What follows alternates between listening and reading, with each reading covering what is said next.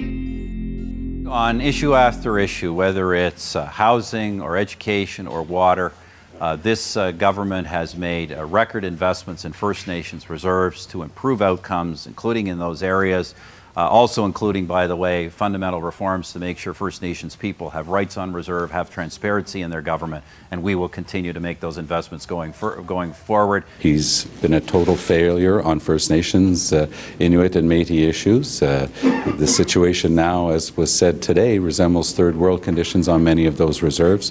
We know that Canada has to develop a respectful nation-to-nation approach. Well, we would ensure that everything our government does or approves respects three things: First Nations treaty rights, their inherent rights, and Canada's international obligations to her First People. Romeo Saganash, who's the Member of Parliament for Northern Quebec and a native Cree of the province, has said he worked on writing the United Nations Declaration on the Rights of Indigenous Peoples, and that was part of the message today. You don't have to give anything up to participate in the political process in this country. And First Nations, Inuit and Métis peoples in Canada this year can help determine the results in as many as 50 ridings, and that's another way of saying they can decide the result of this election.